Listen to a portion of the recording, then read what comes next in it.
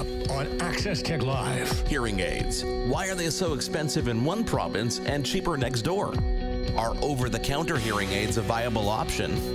And AMI TV's Alex Smyth joins us. This is Access Tech Live with Stephen Scott and Marc Aflalo. The latest in tech and accessibility every week. Follow us and get involved now at Access Tech Live.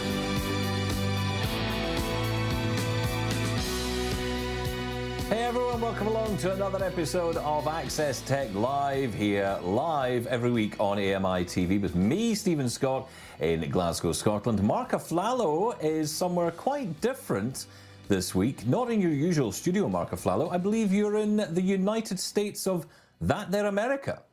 Yeah, I decided it was time to do some research south of the border because the weather was getting cooler in Montreal, and find somewhere warm to do the show from, Stephen, and to prove that we're live. So this is how I do it. I am in Miami, Absolutely. Florida. Yeah, and on Thanksgiving as well. Well, you know, I've never really experienced Black Friday in all its glory in person. So what better way to do it than come to the heart of the beast a block away from a mall? It always makes me think of it. The last time I was in Florida was actually around Thanksgiving, similar thing, and I was doing a radio feature. And the first couple that I went up and spoke to were from Scotland. And I just thought that was just so typical, so hilarious. I do believe, though, you're wearing a beautiful white shirt, so that's telling me you're relaxing. I'm guessing you're not wearing trousers. Well, trousers at least, but perhaps not long trousers. I refuse to answer that question because it may, I don't know. I might be wearing a bathing suit below, but you know what? Use your imagination. Wow. I'm wearing whatever you at home think I'm wearing. That is absolutely terrifying. Let's move on. Today on the show, we're going to be joined by a very friendly face, hopefully wearing all of his clothes. He's also a friendly voice and regular voice here on AMI TV. That is co-host and producer of Now with Dave Brown, Alex Smyth. Alex will be joining us to talk about his experience with hearing aids. You heard that off the top, of course, and the idea of purchasing them over the counter. But before we get to Alex, let's get to this week's headlines. Now, Access Tech Live headlines. So the biggest story of the week is something that started last Friday. OpenAI's Sam Altman, the CEO, was ousted by the board late Friday afternoon. Over the weekend, the story unfurled a little bit further with various attempts to bring him back, to the point that over 700 people at the company itself signed a petition that they would leave the company with him if he was actually fired. In the end, Altman and the top researchers from OpenAI were offered jobs by Microsoft to head on over to the company and start their own AI research division. Now, things unfurled even further later in the week, yesterday actually. They announced that Sam Altman will be returning to OpenAI with a new board and a new corporate structure and governance. Oh my God, they got to start a movie, or at least write some kind of movie about this thing, Stephen. This is absolutely nuts. I'm sure we'll find out more about this, and we'll talk more about it a bit later on as well. Chloe Angus is a Vancouver-based fashion designer, and she is walking again after she lost the use of her legs to a spinal tumor in 2015. And it's all thanks to a high-tech robotic exoskeleton called ExoMotion. The first time I ever put on our exoskeleton and got to stand up and walk independently for the first time, it blew my mind, and it showed me the reality of the technology that this team has developed. The exoskeleton has the potential to completely change the world for people with motion disability. So that tech was designed by two professors at Simon Fraser University, and a project they started working on in 2014 designed to help people with mobility issues walk and move more freely. Chloe discovered the project and became one of its key testers and advisors. The tech is hoped to be made more widely available in the coming months. The Lyric Opera of Chicago has introduced an accessibility initiative called the Sound Shirt. It's all coming up for its upcoming season. The pilot program, it's a collaboration with the City of Chicago's Mayor's Office for People with Disabilities and designed by London-based firm Cute Circuit. It offers wearers physical sensations of the live music thanks to microphones that are capture the opera on stage and converts that sound to vibrations throughout the shirt. The new experience of live music will be especially beneficial to those who are deaf or hard of hearing. If all goes well, we could see this technology in all types of music-based events and venues in the near future. So it's Thanksgiving here in the U.S. where I am right now. So if you're tuning in south of the border, number one, I hope you have an amazing time with your family. For those who are searching for Black Friday deals, you're going to want to check out the latest stuff from the tech brands, because what they do this time of year is they try to clear out all their older stock to make room for the new stuff they're going to announce in just a couple of weeks at CES, the big electronics show in Vegas. If you want to check out things, obviously you're going to find deals on televisions, computers, peripherals. Appliances tend to go onto major discounts. But don't forget, shop around, because you can use price matching to your advantage and your benefit. So good luck out there. Try not to get trampled. Stephen, what a busy week. It is an incredibly busy week, and you mentioned Black Friday, of course. This is the time when people do tend to go and spend money on presents and start, putting things away, or, just bag a bargain, right? That's really what it's all about. But I think it's important to say that, this is also a great time to grab a deal on some of that specialist tech. I've been looking around some of the companies that sell products for blind people, like braille displays and all of that kind of thing, and I've been thinking, ooh, I might get myself a little bargain here. So, it's not just the big companies, it's not just the big, Best Buys and the Amazons. It's going to be other manufacturers, other retailers as well, selling lots and lots of interesting products, and, maybe even bag a bargain. Before we get into the question of the week, Stephen, I got a question for you, which is there anything that you've bought on like a Black Friday, Cyber Monday, or in Canada we have Boxing Day that like stands out as something you'll remember forever? Oh, yeah. Well, I mean, it's the same here. I mean, look, in the UK where I live, Black Friday is just as much a part of everything as it is in the US and Canada, right? It's just part of the way we do things. I have to say, for me, it's always audio gear. I'm always looking for a new microphone or a new toy. And, I don't need anything. That's the problem. I don't need anything. Does that stop me buying anything? Of course not. Underpants, though, very useful and very easy to get. And I find those are often on sale, even the ones I buy. Okay, well, guess what? Today we're going to be diving into an interesting topic, and that is hearing aids. Alex Smyth is standing by. He's got extensive personal experience, Stephen. So our question of the day is related to obviously what we're going to be talking about, and something specific I'm going to bring up a bit later, which is over-the-counter hearing aids. So that question, Stephen, is would you buy over-the-counter hearing aids to save money? I'm curious about your answer. We'll get to your answer later, Stephen. But the audience, you at home, I'm curious to know what your answer is. So if you want to connect with us on social media, it is at Access Tech Live. You can find us on pretty much every platform. And if you want to email us, feedback@accesstechlive.com is our email address, and we will get to your answers later on in the show. Coming up after a quick break, we dive into the headlines. And after that, Alex Smyth is going to be joining us to talk all about hearing aids. Stick around. We want to hear from you. Follow us on social media and get involved at Access Tech Live. We'll be right back.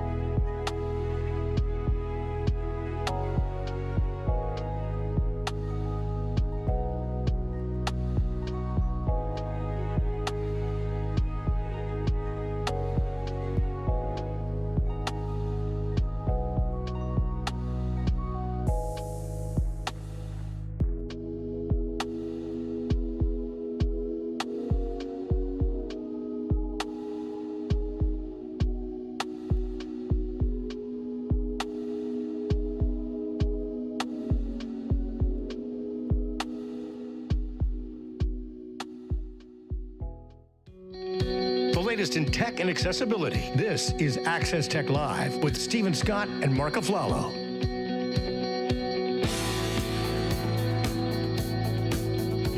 Hey everyone, welcome back. Now, it is hard to ignore the biggest episode of Silicon Valley that has been going on this week in real life. Succession. I have to say, one of my favourite shows from HBO is Succession at the moment, and I've been rewatching it again. It feels like all of that is happening as we speak. Of course, I'm talking about OpenAI, as we talked about in the headlines. And to be honest, Marc, even at this stage, the story hasn't settled. We haven't really got to a final, No. Okay, so here's what happened, and this is the conclusion. No, and so let me summarize this for you, give you a little bit of a timeline here. So late on Friday afternoon, Sam Altman was sent a Google Meet invite. Everybody's joking about that because Microsoft's so involved in their meeting on Google. And he was fired. Didn't use Teams. He was fired, and it was announced pretty quickly. And over the weekend, what was happening was pretty much everybody at the company, about 700 employees, said that we're going to stand behind him, and we're going to quit if he's actually fired. You got to bring him back. So it ended up a lot of stuff going back and forth and a lot of rumors spreading around. And Satya Nadella, the CEO of Microsoft, stepped in and he mediated a couple conversations that happened, one on Saturday and one on Sunday. And Sam Altman actually put a 5 p.m. Pacific deadline on his return to OpenAI. And that ended up with what we thought on Sunday was Satya Nadella announcing that Sam Altman and his co-founder and about anybody who wants to go with him really could come and start a research division, AI division at Microsoft itself. That's where we thought things ended, and it seemed like they wanted to get that out of the way and just done before the stock markets opened on Monday morning. So fast forward, Monday morning, we find out this happens, and then a couple days later, literally yesterday, we find out that behind the scenes they were working to get Sam Altman back at the company, and there's actually a deal in place now where he's returning to OpenAI. They're firing pretty much everybody except for one person on the board. They're all going to be gone. There's going to be 3 new members brought on, and this is a temporary board that is going to be there to instate a larger board that everybody's going to have a more fair seat on. Now, the interesting thing about this, Stephen, is that Reuters is reporting that a couple days before the firing, several staff researchers, and I'm going to quote this here, wrote a letter to the board of directors warning of a powerful artificial intelligence discovery that they said could threaten humanity. 2 people familiar with the matter told Reuters. So not only did that come to kind of fruition and come to public knowledge, but there's also conversation that they felt that Sam Altman was taking things a little bit too fast, trying to rush things. As interesting as this story is, do you think we'd even be talking about this if social media wasn't a thing? And if is this even important knowledge for us to know as tech guys? I mean, it's super interesting, but it begs the question: why are people even? There's other greater things going on in the world that are a little bit more important than this. Yet this is what's making the headlines. Oh, absolutely. But look, it's the tech industry that's getting worked up about this. Let's be frank about it. It has leaked into mainstream news and everyone's talking about it. You're absolutely right. I do think we're interested in it, though. I think because people have this assumption that AI is going to kill us all. And any suggestion that brings that to the fore, even if it's just a tiny little bit of information that says, hey, you know what, it's true, it is going to kill us all, and here's the proof, then that is perhaps what will get people interested in this story, because that's really ultimately what this comes down to for most people. OpenAI and ChatGPT have become so much part of the conversation, bearing in mind we're only 1 year into having a proper discussion, from the very beginning of what we know as OpenAI and ChatGPT. It was 1 year ago this month that we started hearing about it. And 1 year in, we're talking about it as if it is the most important company in the world. And it may well be. But it is interesting. Should we care about it? I think we should. It is a little bit of a gossip story. I think what I'm more interested in is that report from Reuters, which says what was happening, because I was more interested in why he was fired. And that wasn't clear up until now. Yeah, and even that, is a suggestion, and I think a lot of people are jumping on the media bandwagon and taking advantage of the spotlight that's on OpenAI now to bring out whatever they possibly can that might work for or against the company. But that fear is always going to be in us, whether we choose to acknowledge it or not. that fear of computers taking over the world is just going to be there. So if anybody suggests that this is the reason, or that he's moving too fast on something, then yes, it's gonna catch our attention. I found it interesting that Satya Nadella was very quick to jump on the Sam Altman bandwagon. That that gave a little bit of I'm trying to think of the word here, but legitimacy to Sam, and not legitimacy, but also basically saying, guys, we don't care about the fact that you fired him. We think he is an integral piece of this puzzle, and that's a telling piece, and that puts a lot of value on an individual and gives him a lot of bargaining power. Like making an announcement like that and inviting him, if saying, okay, you want to fire him, no problem. We're your biggest investor. We're going to bring him onto our own company. I wonder if that worried OpenAI more than it actually thought that, okay, they're saying that he's a good guy to bring on board. Honestly, within the first few minutes of this announcement, there were people tweeting out, should I still be building apps on OpenAI? Should we still be doing this? And it's interesting, you asked me earlier about the social media side of it. Things have changed a lot because, of course, when Steve Jobs was ousted at Apple, we didn't have that kind of machine in place where people could instantly react and, people could therefore find out what was going on and respond as quickly as they did. Everything was much slower back then. Now, would that have meant that Steve would have been out of the wilderness less time? I don't know, but it certainly, I think it does have an impact because you can bring such support very quickly, and you can get a lot of information out there over the course of like a couple of days. This became international news, but a very interesting story, and we will of course watch the development of this and now OpenAI, which may now be able to continue this dominance and this increasing capability of AI. Yeah. Stephen, so as we talked about, I'm in Miami. I'm at the wonderful JW Marriott Resort here. Thanks to them, by the way, for helping me actually do the show from here. But, you sent me something yesterday, a TikTok that was posted that showed, this is an interesting one. We'll show it here on the screen while I try and describe it here. It's at the Miami airport. And if you've ever flown before, you walk down a gangway to go to your plane. Planes are technically, 3 floors off the ground. So you walk down this giant gangway. And a lot of the time, especially lately, people bring carry-on bags to the door. And sometimes they're told, okay, you got to check that it's too big. So we'll tag it, bring it to the door. Or if you've got a stroller, for example, or in the case of what we're about to show, a wheelchair, then you have to leave it at the door of the plane, and they'll bring it and they'll put it underneath the plane. How they do that typically with baggage is that there's a stairwell outside that gangway, and parallel to the stairwell is a slide. And they literally slide down baggage from the top down about 3 floors height down to the bottom where someone who handles the bags will take it and throw it on a truck or throw it on the plane.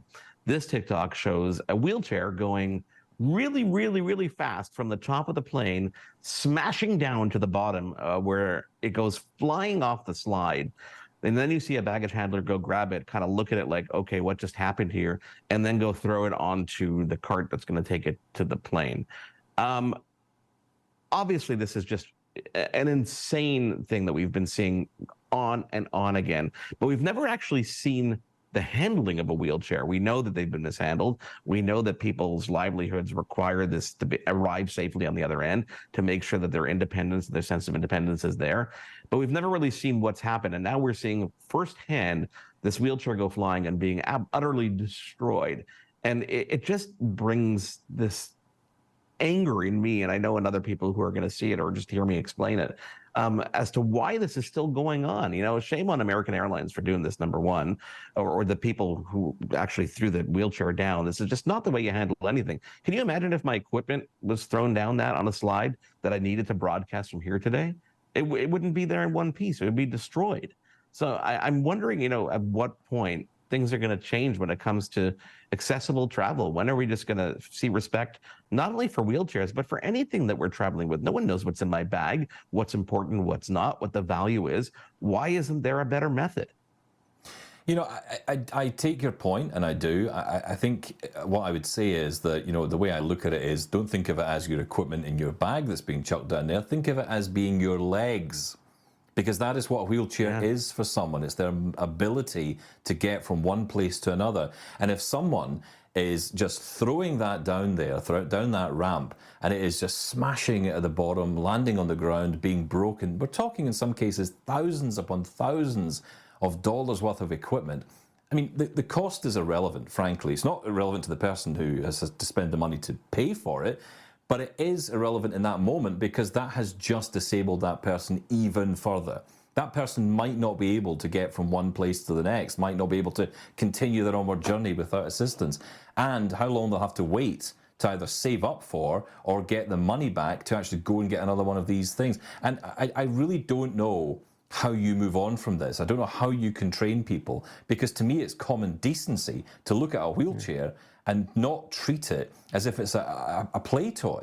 I really don't know how you get around that. I don't know how you deal with this problem, because it is beyond appalling, frankly, the way that these devices and these items are treated, and these people are treated as well. Perhaps it's, I don't know, sensitization training of some kind. I don't know. I just, as you said, I'm kind of bewildered and my arms are kind of up in the air because I'm not really sure either what to actually do with something like this or how you actually fix this problem. But we know that attention like this, although negative, attention definitely does bring to light the fact that this, happens. It happens on a frequent basis. So it's pretty nuts. Yeah. Guys, coming up after a quick break, Alex Smyth has been patiently waiting. He's going to be joining us. He is the co-host of Now with Dave Brown and the producer, and he's going to talk all about hearing aids and especially over-the-counter hearing aids. So do stick around. This is Access Tech Live. We're back in a moment. We want to hear from you. Follow us on social media and get involved at Access Tech Live. We'll be right back.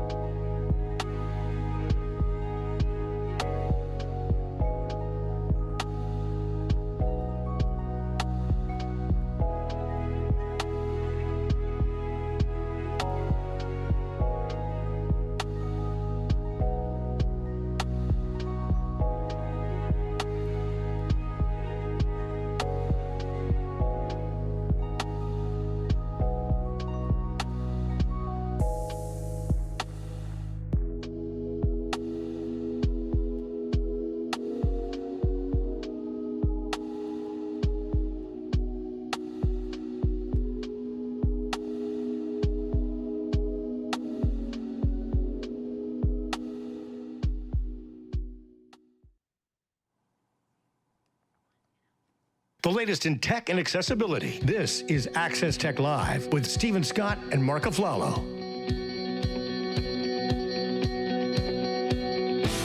Welcome back to Access Tech Live. I am Stephen Scott. Marc Aflalo is with me as always this week, and time now to welcome our guest in. He's a familiar face and voice on AMI TV and a great friend of the show. It's unusual for me to introduce you, Alex Smyth, because normally it's the other way around when you're introducing me when you're sitting in for Dave on Now with Dave Brown. But it's nice to welcome you to Access Tech Live. Thank you so much for joining us this week.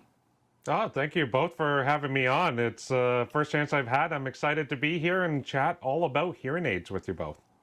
Yeah, well, exactly. And it's such an interesting conversation to have because I think, we don't really think about the technological side of hearing aids too much. We just think of them as hearing aids, but we don't think about the technology in them. So we're going to dive into all that. But before that, for those who don't know, tell us a little bit about you and your role here at AMI. Yeah, so I am currently a co-host and producer with Now with Dave Brown, which is the morning live show here on AMI TV. And I've been with AMI for over 6 years now. I first originally started as a broadcast presenter slash reporter with AMI This Week, and I was based out in Edmonton, then eventually came back over to Toronto and worked on a bunch of different projects across AMI. And yeah, for myself, I've been a hearing aid user since I was about 3.5 years old. I live with Usher syndrome, so that is a combination of retinitis pigmentosa coupled with hearing loss. It is a genetic disorder impacting both the development of the eyes and the ears.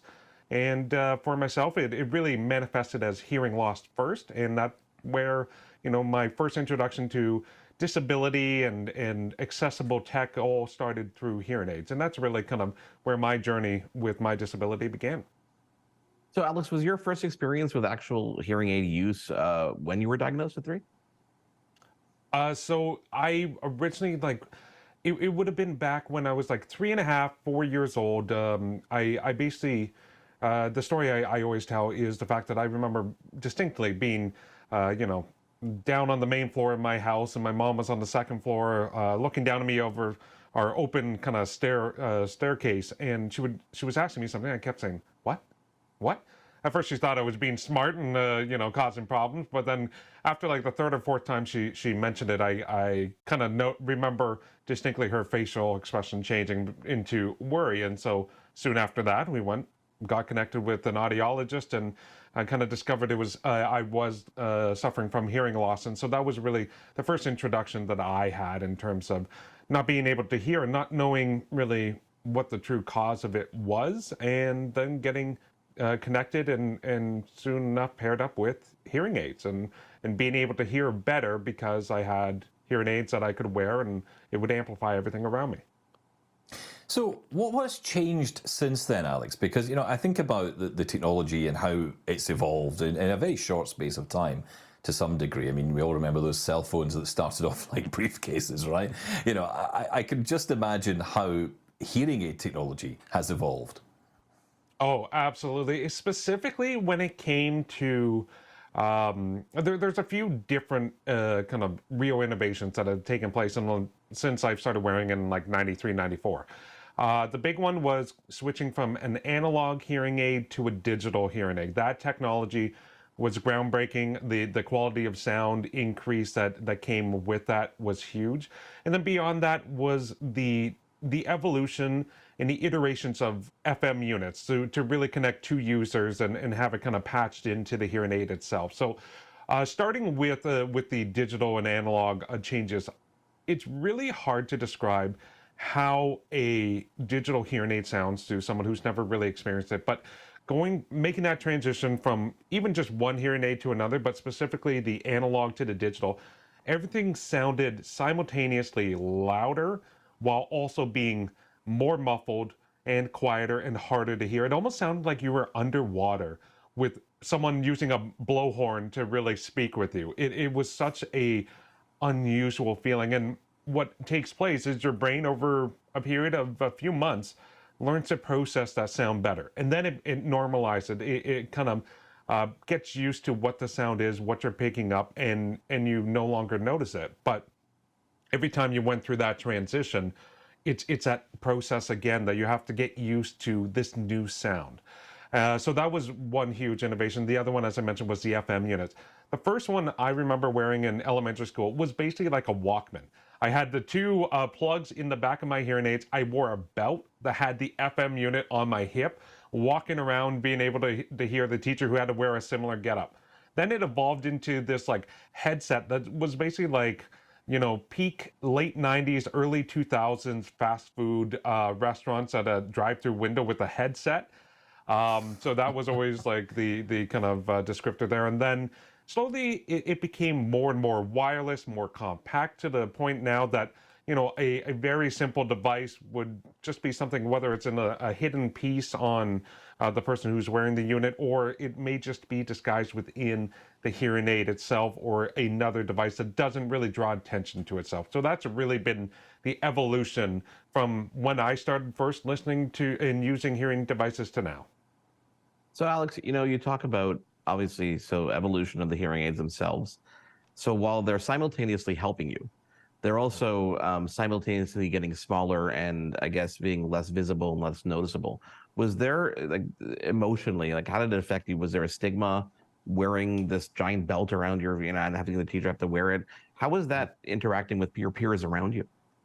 Oh, it was always a challenge, and there was definitely stigma around it. And anytime, I would be out and about, and even within taking the FM units out of it, like just wearing hearing aids, there would always be kids who may not be aware, especially when you're growing up. You want to fit in. You don't want to stand out like a sore thumb.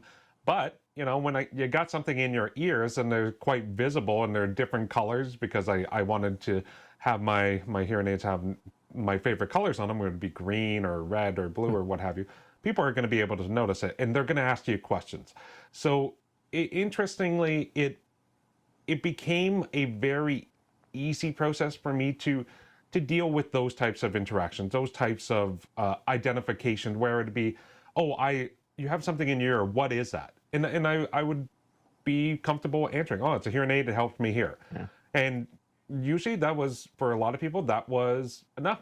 They didn't need any more. Then there were others, obviously, that would kind of dive a bit deeper, or if someone wanted to make fun of me, well, it's an easy marker that you could use to make fun of someone. It's like, oh, you're weird, you can't hear that well, or this or that.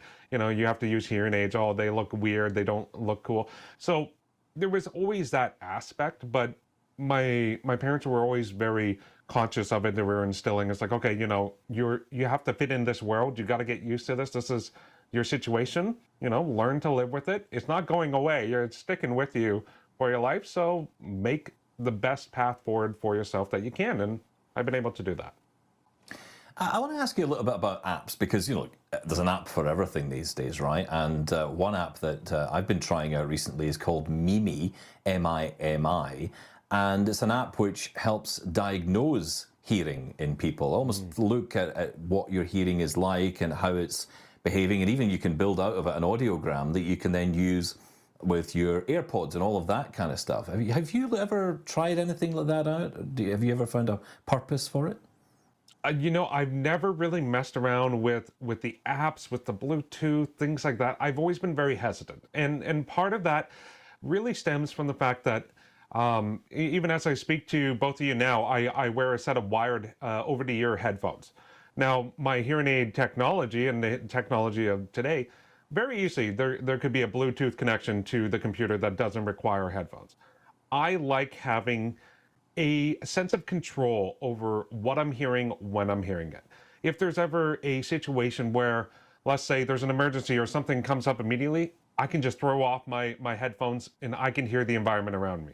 If I'm connected into my hearing aids through Bluetooth or something like that, through an app or a device, if I'm watching YouTube or a movie, if there's something going on around me, there's multiple steps now I need to go through in order to cut the sound from that and be able to listen in the moment and be present. So for me, it's always about maintaining that control over my environment as much as I can, especially now that, I also have vision loss as well. So it becomes increasingly important and a feature that I like to maintain and have that sense of control in that environment, because there are a lot of the control I don't have, because I don't see well, I don't hear well. So that's really important to me. But that said, I've heard phenomenal things about just different apps and programs and things that are available for people with hearing loss that want to really dive into that want to kind of maximize the full potential of what the technology can do for them now. Alex, I got a little personal story here with my mother-in-law. We suspected that she had hearing loss just based on things like TV being blaringly loud when we were calling her. So when my kids actually found the Mimi app that Stephen mentioned, and they decided to use it and see if she had hearing loss.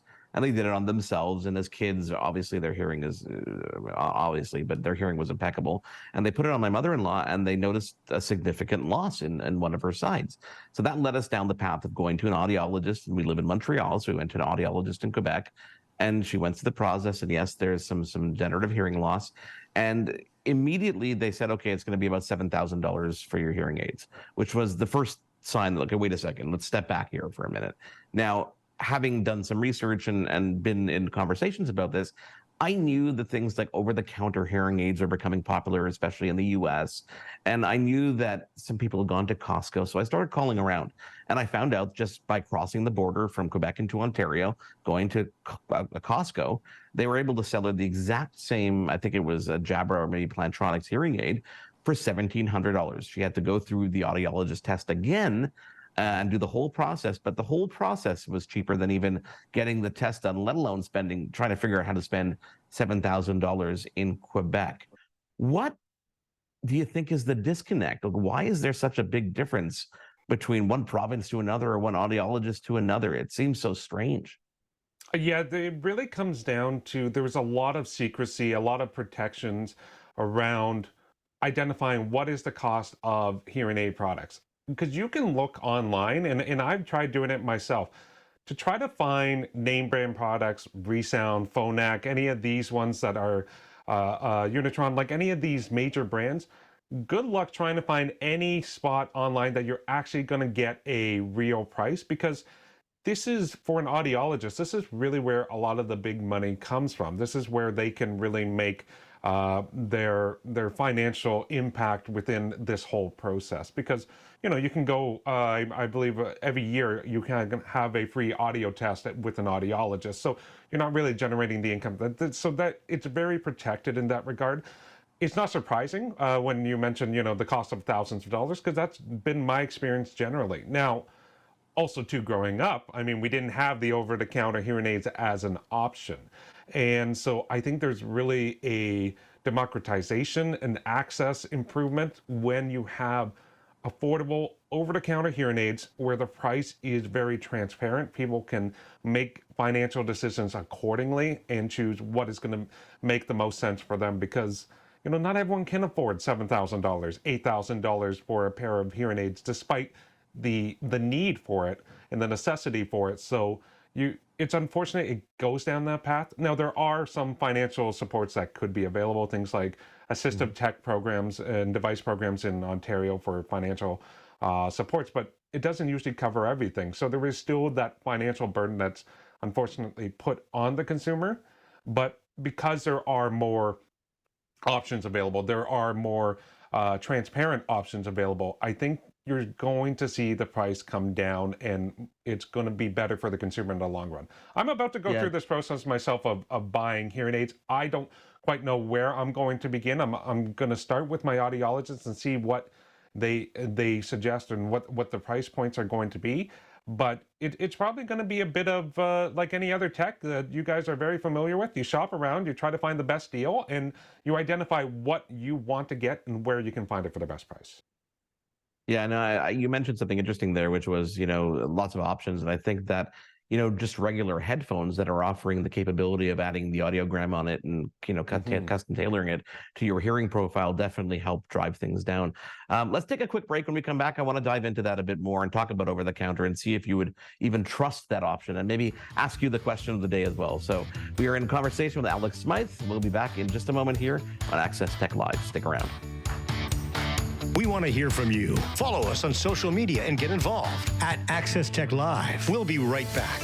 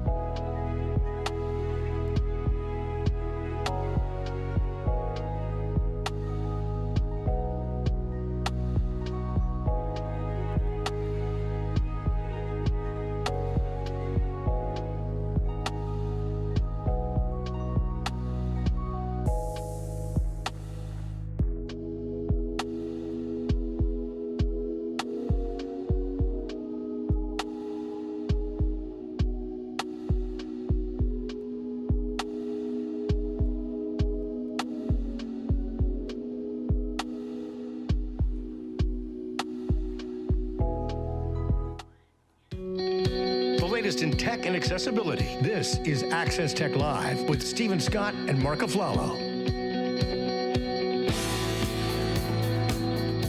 Welcome back to Access Tech Live. Alex Smyth, co-host and producer at AMI, is still with us. Alex, I just want to pick up on something you mentioned just before the break there. You were talking about your own decision to decide what to do in regards to your hearing aids. And I wonder, since we've been talking about over-the-counter hearing aids becoming more popular, and certainly cheaper in the US for sure, would you be comfortable buying something like this that you had to set up and configure yourself? Okay, granted you'd have to get the audiologist involved a little bit, but this would allow you to essentially bring these home and set them up on your own. Would you be happy with that?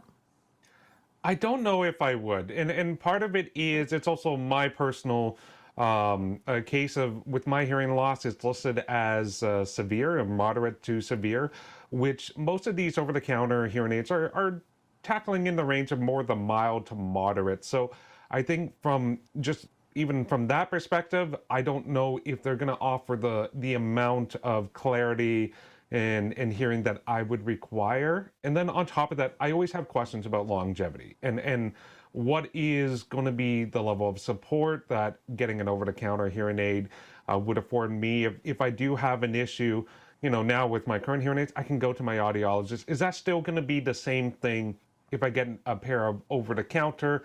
Am I going to have that same level of protection and support when there are issues that arise, or do I have to ship it off to the manufacturer on my own and wait until I get it back, and then in the meantime I'm stuck without hearing aids? I will say, I think they would be valuable for someone like myself as a backup pair, just in a very affordable, in case of an emergency, I can throw these on that I'm still not losing all my hearing. It could be a good stopgap solution in the meantime. It's interesting you bring this up, and I think that's a very interesting point about the level of hearing loss you have, meaning that these might not be suitable for you. And I think about an equivalent with glasses, because there are lots of companies now where you can buy glasses online, or through a phone number or through a website, even in stores sometimes. But I've had experience where when I've gone in, and this was a few years ago, I'd gone into a particular store to say I'd like to buy these glasses, and when I told them I was legally blind, they said they couldn't sell me the glasses because they couldn't sell them to people like me who were legally blind. I had to go through the ophthalmologist or whatever else. So that's interesting you bring that up, Alex. How have you learned about this? Because I think that's a very useful piece of information.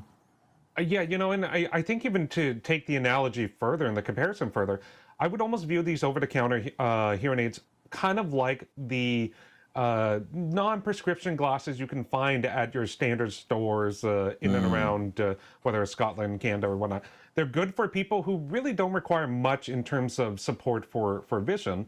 You're not getting someone who's legally blind, who's really dependent on a very strong prescription in order to see clearly. It would be someone who has very minor vision loss or things like that. Like after I had cataract surgery, I was using just racked glasses to fill in that gap. Now that my eyes have settled a bit more, I have a very minor prescription, but it's still a prescription. So and it's still specialized. So I think that's kind of where I would view that comparison. That is like, it could be good for people who are very mild hearing loss and things like that, who don't need a lot of support, but once you get into the more severe side of things, that's where you want the more specialized care and through the specialized devices.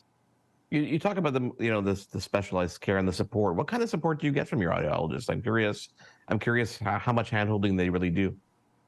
Yeah, so if there ever is, because there's several parts to the hearing aid. There's the actual electronics device. There are in my case, the tube that is connected to the ear mold, and then the plastic hook that connects the ear mold to the device itself.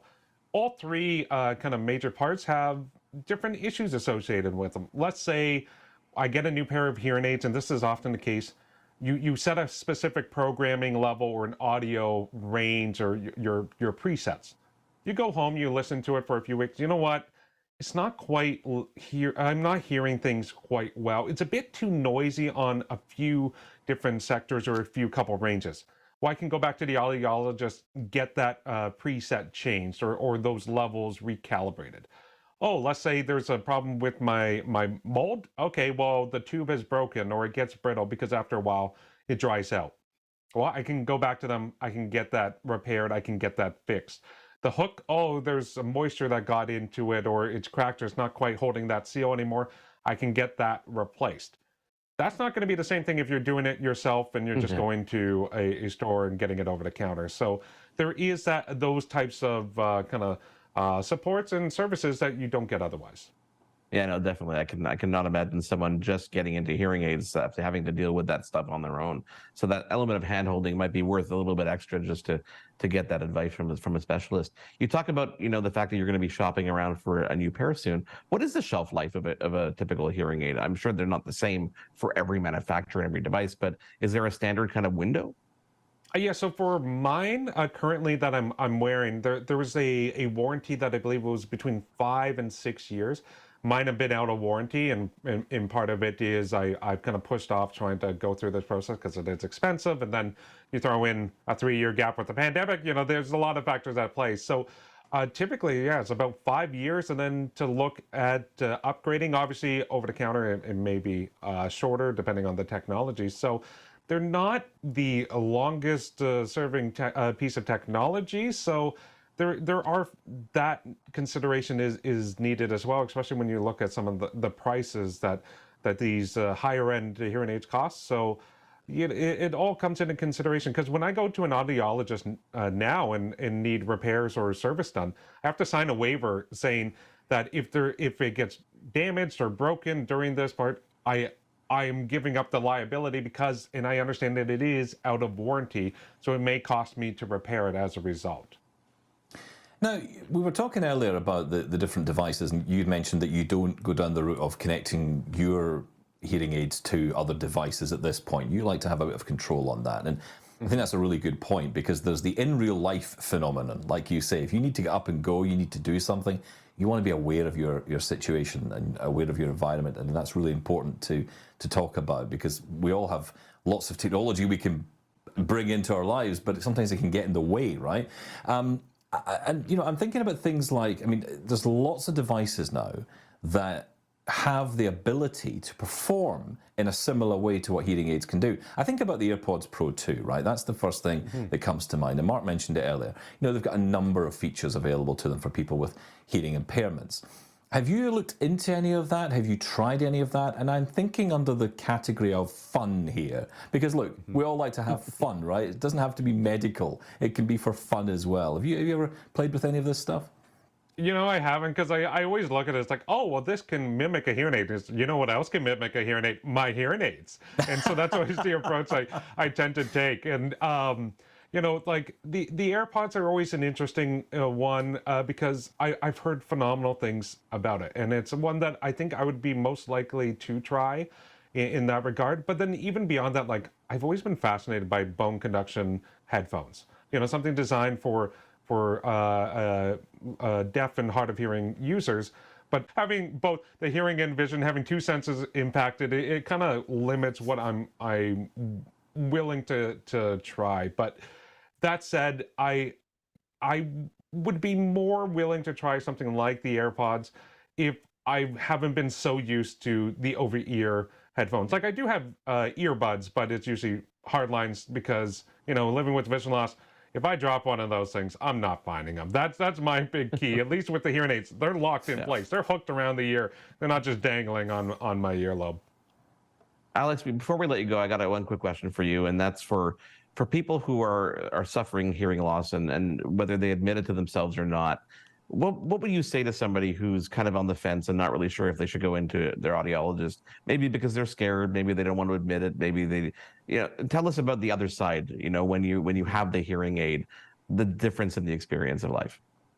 Yeah, it makes a huge difference. Like, the fact that having lived with hearing loss over 90% of my life, like, I literally am able to blend in conversations, and oftentimes the number of times people have told me, I completely forgot you have hearing loss, and it never comes up because the hearing aids do such a great job that I hear 98% of all conversations. And if you are suffering from hearing loss and you get self-conscious of having to constantly re-ask, what did you say? What do you mean? You may not even be aware of the level of isolation that you put on yourself because you want to avoid those types of situations. The technology is as good as it's ever been. It will make it feel like if you had full hearing before, it will make it so you're almost at that point, and you forget that you suffered hearing loss, and you can feel interconnected in ways in conversations and out in public that you may have been suffering and missing, and you haven't even been aware of it. Alex, thank you so much for taking the time to join us. It's nice to be on the other side of the conversation for once, as opposed to being interviewed by you. You're welcome to come back anytime, so no invitation needed. That is Alex Smyth, everyone. You can find him, of course, on great AMI TV programming. We're going to take a quick break. We're going to come back and answers to your the question we asked you. Would you buy over-the-counter hearing aids to save money? Stick around. It's Access Tech Live. We want to hear from you. Follow us on social media and get involved at Access Tech Live. We'll be right back.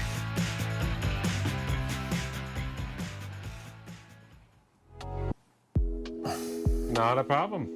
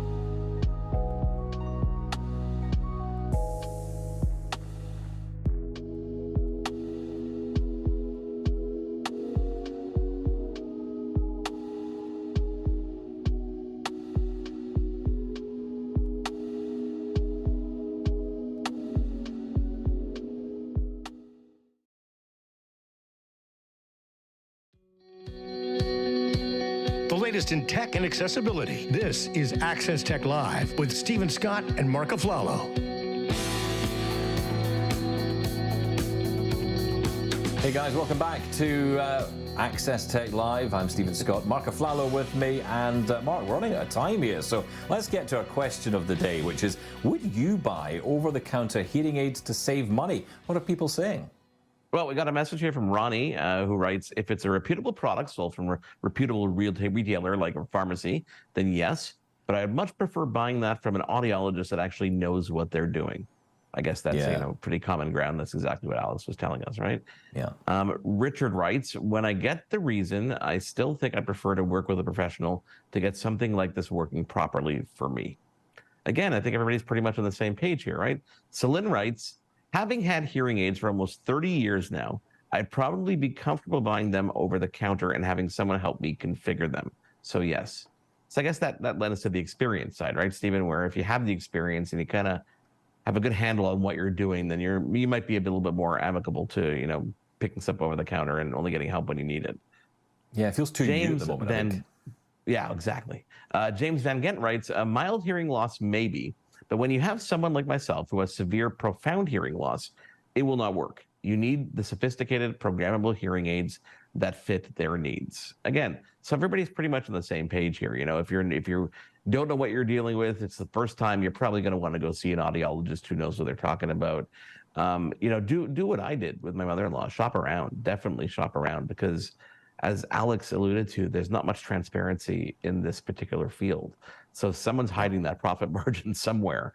And clearly retailers like Costco, which by the way, I found out, Stephen, was one of the largest retailers in the world that are purchasers of hearing aid technology. So definitely a place to start if you actually feel like you have any kind of loss whatsoever.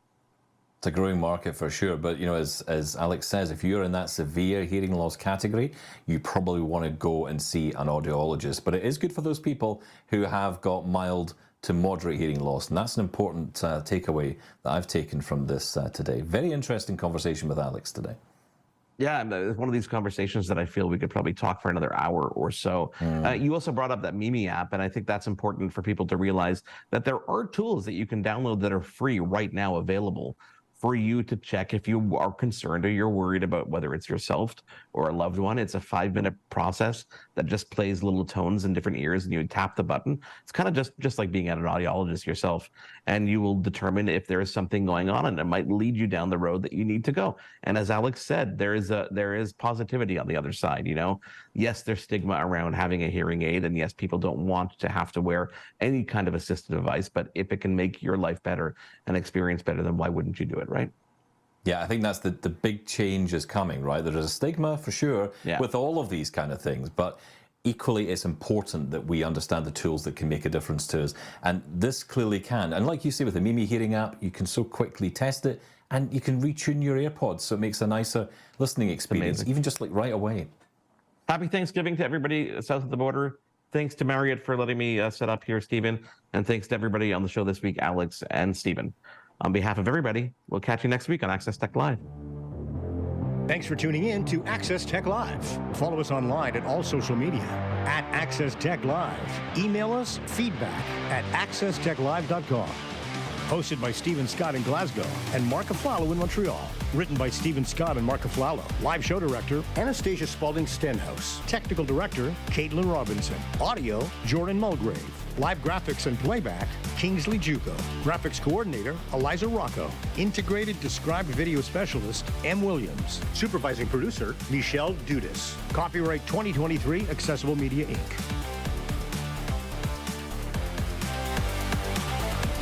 An AMI original production.